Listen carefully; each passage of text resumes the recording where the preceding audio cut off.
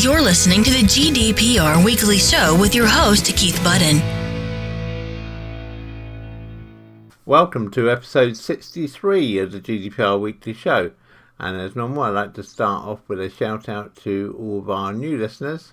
And this week we have new listeners in London, Birmingham, Southampton, Cardiff, Ipswich, Nottingham, Liverpool, Widnes, Portsmouth, Manchester, Newport, Bristol, Chelmsford, Tosham, Havant, Stockport, Coventry, Newcastle-upon-Tyne, Winchester and Basingstoke, all in the UK. Then in Ireland, we have new listeners this week in Dublin, Leinster, County Cork, County Wicklow and County Meath. In France, we have new listeners in Paris and in Lyon.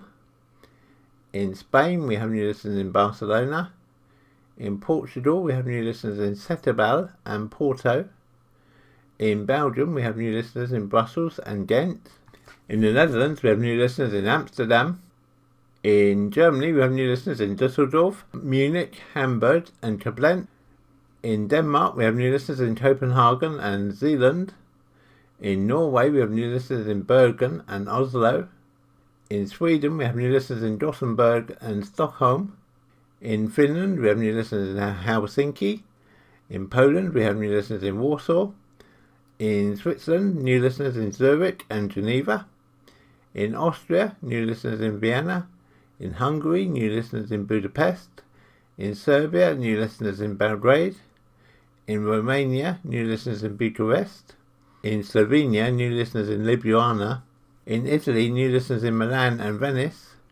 In Israel, new listeners in Tel Aviv. In India, new listeners in Tamil Nadu. In Thailand, new listeners in Bangkok. We also have new listeners in Hong Kong. And in Japan, we have new listeners in Tokyo and Kanagawa. In Australia, we have new listeners in Melbourne, Adelaide and Perth. In Brazil, we have new listeners in Sao Paulo and Brasilia. We have new listeners in Kingston, Jamaica. We have new listeners in Quebec in Canada. And then in the USA this week, we have new listeners in San Francisco, Dallas, Fort Worth, New York, San Diego, Boston, Atlanta, Kalamazoo, Cleveland, Rochester, Los Angeles, Denver, Washington DC, Phoenix, Seattle, Jacksonville and Minneapolis. We know we have a good number of listeners in California, and so we'd just like to say to all our listeners in California that we hope that you're not too badly affected by the wildfires and subsequent potential power cuts in California, and that you all get through safely without any damage to yourselves or your property. I always like to receive feedback from you on the GDPR Weekly Show, so whether there's things you like, things you don't like, things you think could be improved. Always grateful to receive that feedback. Just send an email to podcasts@insurety.co.uk, that's ensurety.co.uk, or go to our website at www.insurety.co.uk/podcasts, and you can find all the details there about the podcast and all of our previous episodes of the show, should you wish to catch up on things that you may have missed. I'm always extremely grateful to all my listeners, both new listeners and existing listeners, for all giving up 30 minutes or so of your week to catch up on the latest news in the world of GDPR. I really do hope you find the programme useful and informative. And in just a few moments, I'll be telling you what's coming up in this week's episode of the GDPR Weekly Show. Check us out on Facebook. So, coming up in this week's episode of the GDPR Weekly Show, we have news of a data breach at the Home Group Housing Association. We have news that Whistl have launched a GDPR-compliant, partially addressed mail solution for mail shop. We have news of a German court ruling over non-material damages and when they can be claimed under GDPR. And also from Germany, we have news on their guidelines for the calculations of GDPR fines, which at the moment are only going to apply in Germany, but of course may well spread throughout the rest of the EU and back to us in the UK in due course. We then have news that Mastercard has launched a global data responsibility initiative. We then have news of security breaches at Avast Antivirus and NordVPN. And finally this week we have news of a Met police officer who now faces costs after declining an out-of-court settlement for breaches of data protection and the Human Rights Act against her.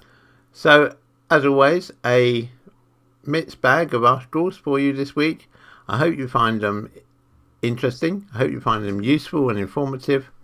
And as always, if you have any ideas for future articles you'd like to see, please don't hesitate to let us know. You're listening to the GDPR Weekly Show with your host, Keith Budden. One of the largest housing associations in the UK, Home Group, has warned around 4,000 customers that their personal details may have been stolen after the company suffered a data breach. The story was originally broken by the BBC, who reported that Home Group had suffered a data breach which involved customer names, addresses and contact information, but no financial data. When we contacted Home Group, they said that the breach was identified by a third-party cybersecurity expert and that the affected customers were in properties in England, including those in the North East, North West and Yorkshire. They went on to say that the issue had been resolved within 90 minutes. Chief Financial Officer for Home Group, John Hudson, said, "We were made aware of a potential data vulnerability and immediately responded to and resolved the issue. We have a robust incident response protocol in place to deal with situations such as this, which meant the vulnerability was identified and fixed extremely quickly." Mr. Hudson went on to say, "We have contacted all customers affected and I want to reassure all of our customers that their information is secure and that we follow strict guidelines and protocols when it comes to data sharing and cybersecurity." What we don't know at the moment is whether Homes Group have reported this data breach to the ICO. I would like to think they have, but I've not yet been able to confirm that with the ICO myself, and so we'll bring you an update to that in a future episode of the GDPR Weekly Show. You're listening to the GDPR Weekly Show with your host, Keith Budden. Whistl Doorstop Media has launched its GDPR compliant partially addressed mail, or PAM, solution for advertisers as part of their audience targeting and leaflet services offering following a successful trial. The industry-wide PAM solution was developed to enable advertisers to continue to prospect consumers directly without compromising the GDPR legislation that came into effect in 2018. Instead of using personal details that may not have received recipient approval, advertisers can use titles such as householder or fashionista in the addressee space.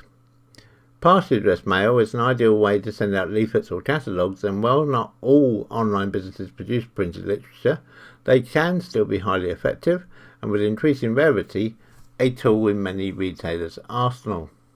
Mark Davies, Managing Director of Whistl, said, "By targeting households using geo-demographics at postcode level, circa 15 households, advertisers can create campaigns that have lower postage costs, significantly reduced data costs, and a 30% greater reach than the traditional fully addressed advertising item."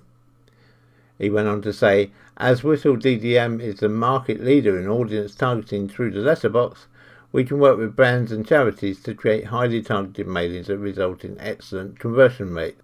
Mr. Davis went on to say, "Thanks to JIC Mail, the audience measurement project for the mail industry developed by Whistl and Royal Mail, we know that PAM mail, stays in the home for 7 days, of which 88% are read.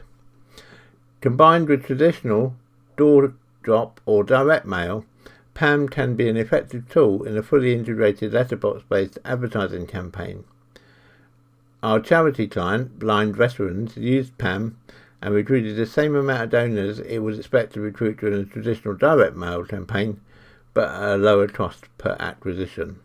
I think most of us involved in the world of GDPR thought it would only be a matter of time before bulk mail deliverers latched on to ways of getting around the edges of GDPR like this, and it's interesting to see that Whistl are one of the first to bring this to market, and doubtless others like Royal Mail and so on will follow. It's a development at which we will keep an eye on, And if we see any significant moves, we will bring you an update in a future episode of the GDPR Weekly Show. You're listening to the GDPR Weekly Show with your host, Keith Budden. Two developments from Germany this week which are likely to have an effect across the whole GDPR community in the EU and in the UK. The first is a ruling from the courts in Germany that no claim for damages under GDPR in cases of individually perceived inconveniences or non-material trivial damage will be judged as having foundation. Now, to give a little bit of background, Article 82 of GDPR grants any person who suffered material or non-material damage as a result of an infringement of GDPR the right to receive compensation for the damage suffered. Indications as to the exact arrangement of the claim for damages are not included in GDPR. However, Recital 146 of GDPR says the concept of damage should be broadly interpreted in the light of the case law if the Court of Justice in a manner which fully reflects the objectives of this regulation. Data subjects should receive full and effective compensation for the damage they have suffered. And the real question here regards the possible amount and whether there is a materiality threshold, as is known from non-material compensation for damages law. So perhaps it's not therefore surprising that courts have already dealt with the issue of grounds for damages and the amount of damages. So on November the 7th, 2018, Diez Local Court ruled that a mere infringement of GDPR does not automatically entail a claim for damages by the person who suffered a non-material damage. Rather, the person must have suffered noticeable disadvantage and it had to be objectively comprehensible impairment of personality-related interests with a certain weight. Now apparently the first German higher court decision has been issued in a reference order of Dresden Higher Regional Court dated June 11, 2019, in which Dresden Higher Regional Court largely agreed with the ruling of the Diez Local Court. In this particular case, the plaintiff had filed a claim for damages against Facebook for material and non-material damage in accordance with Article 82 GDPR for the deletion of a post and a temporary blocking of his Facebook account. Dresden Higher Regional Court rejected this claim for damages. The court did not consider that the deletion of the post and a temporary blocking of the plaintiff's user account was an infringement of the mandatory provisions of GDPR. In addition, the court also did not find material or non-material damage for the plaintiff within the meaning of Article 82 of GDPR. Just like data loss, the mere blocking of his data represents not yet a damage within the meaning of GDPR, the court said. The alleged obstruction in personality development by the 3-day blocking has at most trivial character. The court went on to say that in the court's opinion, however, immaterial trivial damage would not lead to a claim for compensation. The reference to full and effective compensation for the damage contained in Recital 146 of GDPR does not give rise to such compensation either. In particular, the substantial abuse risk of a virtually unconditional claim in terms of legal consequences for damages for pain or suffering in the area of data protection would be an argument for this. And so this has perhaps laid down a useful line in the sand in terms of what will be considered a viable claim for damages under Article 82 of GDPR. And it'll be interesting to watch to see if we get similar court rulings here in the UK, especially given now that we are aware of a number of, for want of a better term, ambulance chaser lawyer firms who are offering to pursue damages claims on behalf of individuals who've suffered a breach or other consequential damage. Now, we're not including in this the large class actions against things like the British Airways data breach, for example, but it will perhaps put a cap on the smaller claims for damages from individuals. So, one case, of course, doesn't set the entire law, but it does give a benchmark against which other cases can be judged and a precedent against which other cases can be judged. And so we'll keep a careful eye on this, and if there are other cases that are relevant, we will bring details of them to you in future episodes of the GDPR Weekly Show. You're listening to the GDPR Weekly Show with your host, Keith Budden. Regular listeners might remember that a few weeks ago we mentioned about Germany and the German data protection authorities introducing some guidelines for the calculation of administrative fines under Article 83 of GDPR. The guidelines, it should be said, are intended to guide enforcement action by German DPAs against business undertakings. They do not apply to individuals or associations who are not acting in a business capacity. Importantly, the methodology set out in the guidelines for calculating fines is not intended to be exhaustive and will be subject to further specification in due course by the European Data Protection Board, the EDPB. Further, the guidelines are not expected to be binding in cases of cross-border processing or for any non-German data protection authority. So, what Germany set out to do was to have 5 steps to a comprehensive, transparent and just administrative fine. And the 5 steps which they set out to do was to categorise the undertaking based on their annual turnover, to determine the average annual turnover, and this will be determined by referencing the category the undertaking has been assigned, calculating the base economic value, and then multiplying that base value by a factor reflecting the seriousness of the infringement, and then applying a modifying factor, if required, to address any wider circumstances associated with the infringement that hadn't been taken into account prior in the process. So a quick look at each of these steps. Step 1, categorisation of the undertakings depending on turnover. It's proposed to break companies down into 4 bands. The first being micro enterprises, which is any organisation up to 2 million euros in annual turnover. Small enterprises, which is put as being from 2 million euros to 10 million euros annual turnover. Medium-sized enterprises from 10 million to 50 million annual turnover. And then large-scale enterprises, which is any enterprise with more than 50 million euro annual turnover. When determining what the undertaking's turnover is, the German DPA will look to the turnover of the functional undertaking as understood under Articles 101 and 102 in the Treaty on the Functioning of the European Union. This functional undertaking, also known as the economic unit in case law, the Court of Justice of the European Court, the CJEU, may be defined by reference to the entire group.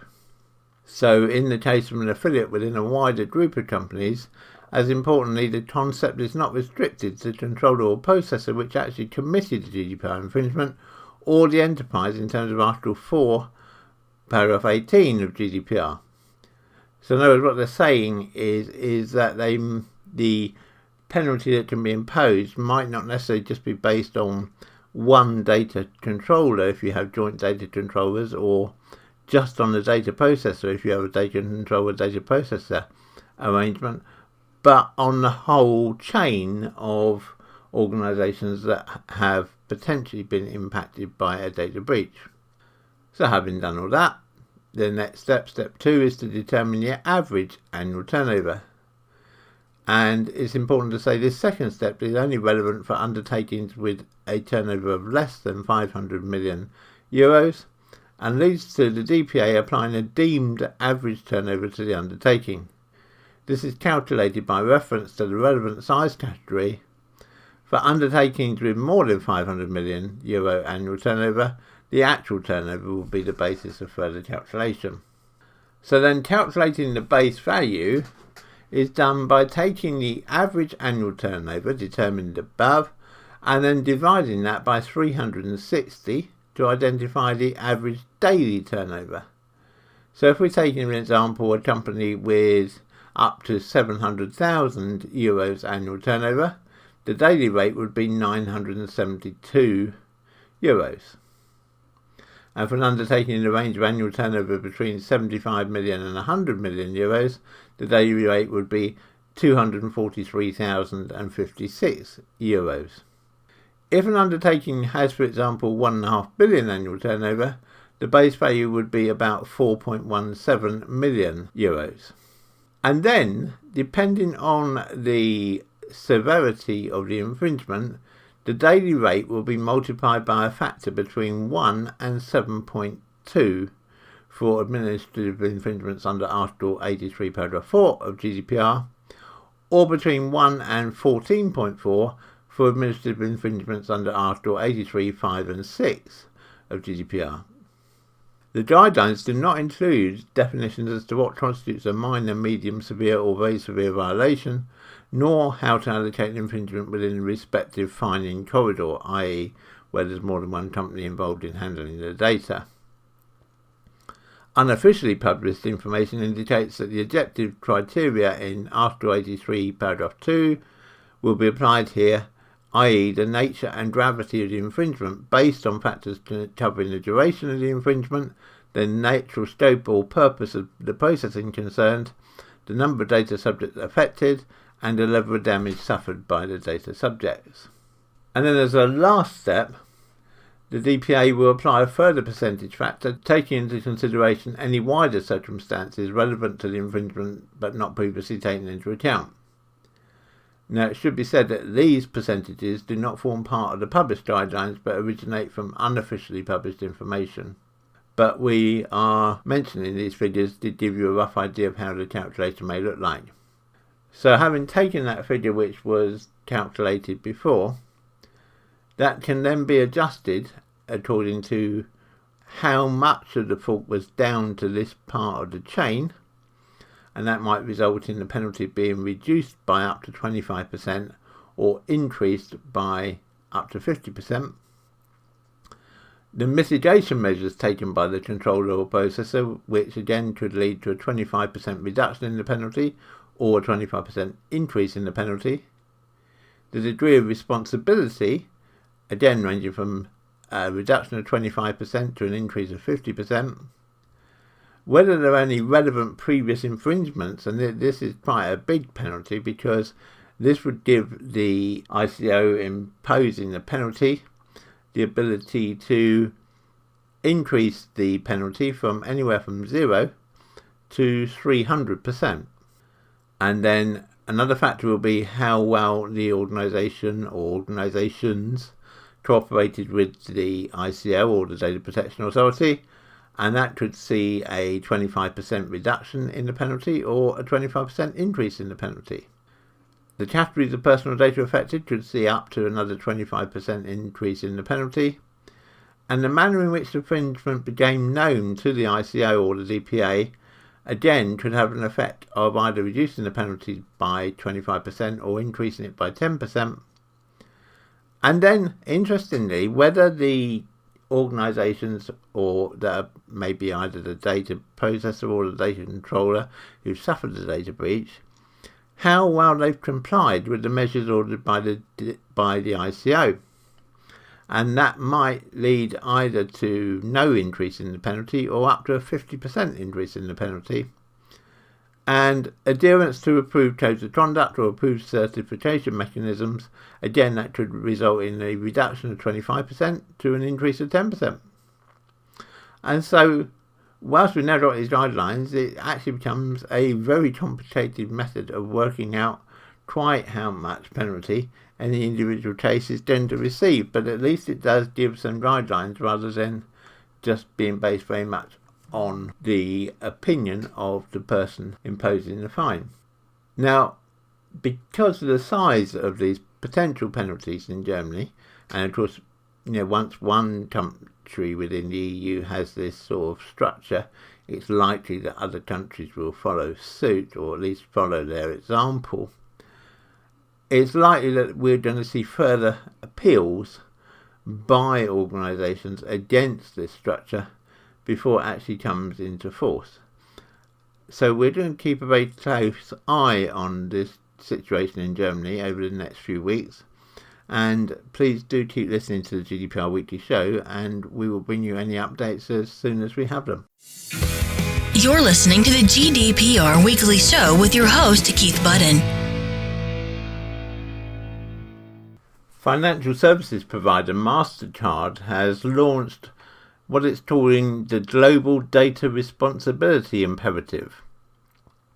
In a statement, Mastercard says that data has the potential to fuel the next century of innovation, but only if our data practices are held to the high standards we all deserve. We're committed to managing personal data safely and securely, and in ways that are ethical, compliant, and of benefit to individuals.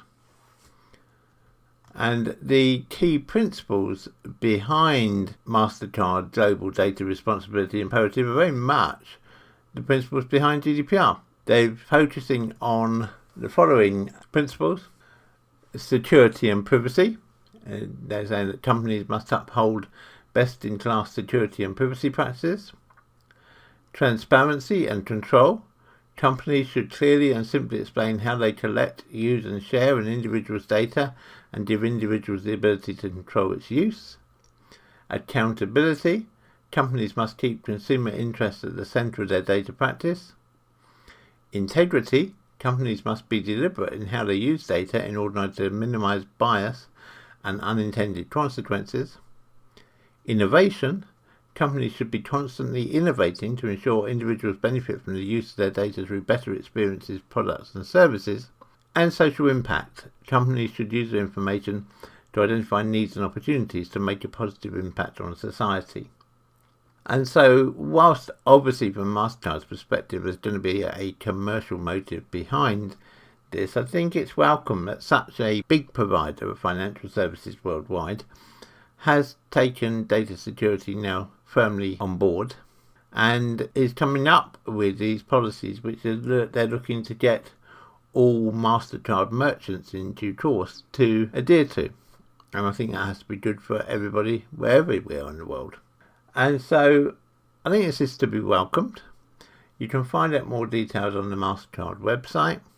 And let me know what you think. I'd really be interested to know what you think on this one. So please do drop me an email to podcast@ensurety.co.uk. That's ensurety.co.uk.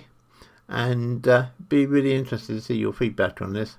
And we may look to try and get an interview with somebody at Mastercard in a few weeks' time and see if we can talk to them about what they think the impact of this initiative is going to be. You're listening to the GDPR Weekly Show with your host, Keith Budden. Antivirus and security giant Avast and virtual private networking VPN software provider NordVPN each today disclosed months-long network intrusions that, while otherwise unrelated, shared a common cause. And that cause was forgotten or unknown user accounts that granted remote access to internal systems with little more than a password. Now, to give a bit of background for those who aren't familiar with Avast, based in the Czech Republic, Avast bills itself as the most popular antivirus vendor on the market, with over 435 million users worldwide. Avast said it detected and addressed a breach lasting between May and October 2019 that appeared to target users of its CCleaner application, a popular Microsoft Windows cleanup and repair utility. Avast said it took CCleaner downloads offline in September to check the integrity of the code and ensure that the code hadn't been injected with malware. The company also said it invalidated the certificates used to sign previous versions of the software and pushed out a re-signed clean update of the product via automatic update on October 15th. It then disabled and reset all internal user credentials. Having taken all of these precautions, we are confident to say that our CCleaner users are protected and unaffected, Avast Jaya Balu wrote. This is not the first time so-called supply chain attack on Avast has happened. In September 2018, researchers at Cisco and Morphisec disclosed that hackers had compromised the computer cleanup tool for more than a month, leading to some 2.25 million downloads of the corrupt CCleaner version. Avast, for their part, said the intrusion began when the attackers used stolen credentials for a VPN service that was configured to connect to Avast's internal network, and that the attackers were not challenged with any sort of multi-factor authentication, such as a one-time code generated by a mobile app. We found that the internal network was successfully accessed with compromised credentials through a temporary VPN profile that had erroneously been kept enabled and did not require 2FA, Ballou said. Separately, NordVPN, a virtual private network service that promises to protect your privacy online, confirmed press reports that it had been hacked. NordVPN had an expired internal private key exposed, potentially allowing anyone to spin out their own servers imitating NordVPN. Now, for those not familiar, VPN software creates an encrypted tunnel between your computer and the VPN provider, effectively blocking your ISP and anyone else on the network, aside from you and the VPN provider, from being able to tell which sites you're visiting or viewing the contents of your communications. This can offer a degree of anonymity, but the user is also placing a great deal of trust in that VPN service itself not to get hacked and expose the sensitive browsing data. Nord, for their part, seem to be downplaying this intrusion at the moment, saying that while the attackers could have used the private keys to intercept and view traffic from some of its customers' traffic, the attackers would have been limited to eavesdropping on communications routing through just one of the company's servers, and the company has more than 3,000 servers. The server itself did not contain any user activity logs. None of our applications send user-created credentials for authentication, so usernames and passwords have not been intercepted either, said NordVPN in a statement. On the same note, the only possible way to abuse the website traffic was by performing a personalised and complicated man-in-the-middle attack to intercept a single connection that tried to access NordVPN. NordVPN said that the intrusion had happened way back in March 2018 at one of its data centres in Finland, noting that the attacker gained access to the server by exploiting an insecure remote management system left by the data centre provider while they were unaware that such a system existed. NordVPN declined to name the data centre provider, but said the provider removed the remote management account without notifying NordVPN on March 20th, 2018. When we learned about the vulnerability from the data center a few months back, we immediately terminated the contract with the server provider and threaded all the servers we'd been renting from them, NordVPN said. We did not disclose the exploit immediately because we had to make sure that none of our infrastructure could be prone to similar issues. This couldn't be done quickly simply due to the large amount of servers and the complexity of our user infrastructure. So, two reasonably major providers there affected by data breaches over the last period of time. So not immediate data breaches, they've only just been revealed, but worth bearing in mind, I guess, that it, perhaps if anything, it demonstrates that however good you are, however good your VPN is, however good your antivirus software is, it doesn't prevent data breaches from happening. If we hear any more from Avast or from NordVPN, we will, of course, as always, bring it to you in a future episode of the GDPR Weekly Show. You're listening to the GDPR Weekly Show with your host, Keith Budden. An ex-Metropolitan Police detective lost their court battle over payout for a data breach this week. Andrea Brown found herself liable for Metropolitan Police costs after rejecting an out-of-court settlement of £18,000 and then in court being awarded only £9,000. To give a little bit of background, Andrea Brown's problems began back in 2011. Her father died while she was on sick leave, and she travelled to Barbados to visit relatives with her mother and a 14-year-old daughter.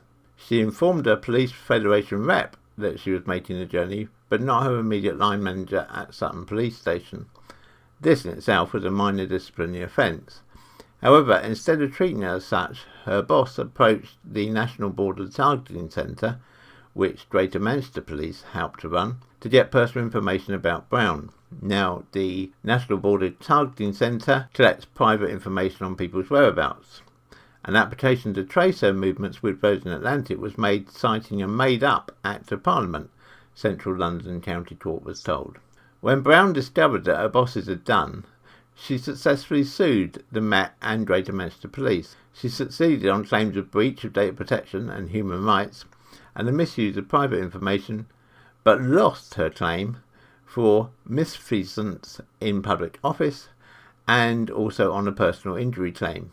The two police forces involved, the Metropolitan Police and Greater Manchester Police, had offered to settle the case out of court for a total of £18,000, but Brown rejected the offer, saying she was going to fight the case on a point of principle. She said she wanted to ensure that other officers did not go through what she had had to go through, and wanted officers found by the court to have acted unlawfully to be disciplined. Having heard all the evidence, the court ruled that she should be awarded £9,000 in damages. Because this award was lower than the offer made by the police, she became liable to pay police costs from the point in time that the original offer had been made. The cost rules were found not to protect her from that liability because her case included non-personal injury claims. Brown says that she's had to sell 2 successive homes just to fund her own legal fees to continue fighting the case. This month, the case reached the Court of Appeal. The judges there were asked to rule on whether people with cases like Brown's should have to pay the other side's costs if they won certain damages cases, but rejected offers to settle out of court and were then awarded lower damages. The appeal court ruled against her, and she's now liable to pay the legal costs for the Metropolitan Police and Greater Manchester Police. The bill has not yet been finalised, but it's estimated it could run into tens of thousands of pounds. Brown said, "I had to downsize and move out of London to Suffolk just because of the cost of this case. Now the Court of Appeal has ruled against me, I might have to sell my current home and end up homeless. My mum told me she's got some money saved up for a funeral that she would give me to help me pay the costs, but I couldn't take that money from her." Brown has launched a crowdfunding campaign which she hopes will help. She said she was devastated by the appeal court ruling. "My fight has been a fight for everyone who feels they have a case against a big organisation," she said. She went on to say, "I brought this case because the police should be held to the high standards they expect from others. Nobody should be above the law. I don't like injustice. I never have. That's why I joined the police in the first place." In their ruling, the 3 appeal court judges said the proceedings following the appellant's rejection of the offer were a waste of time and money for all parties, having been necessitated only by the applicant's refusal to accept much more than she eventually recovered. A spokesperson for the Metropolitan Police Service said MPS has successfully defended a civil claim for malfeasance in the public office brought by former officer Andrea Brown at the High Court. MPS admitted liability for claims concerning breaches of the Data Protection Act and the Human Rights Act. A judgment in favour of the claimant was formally entered in respect of the accepted parts of the claim. The court also found in the applicant's favour for a claim of misuse of private information. A final judgment and ruling on damages is awaited from the court and expected in the near future. If we do have any updates on this case in the future, we will of course bring them to you in the next available episode of the GDPR Weekly Show. You're listening to the GDPR Weekly Show with your host, Keith Budden. So that brings us to the end of this week's episode of the GDPR Weekly Show. I hope you found it useful. I hope you found it entertaining. Please do let me know. Let me have your feedback by sending an email to podcast@ensurety.co.uk. You can find out more about us at Ensurety at www.ensurety.co.uk. And I look forward to speaking to you again, same time, same place, next week. Have a good week, everybody, and remember to keep your data safe. Check us out on Facebook.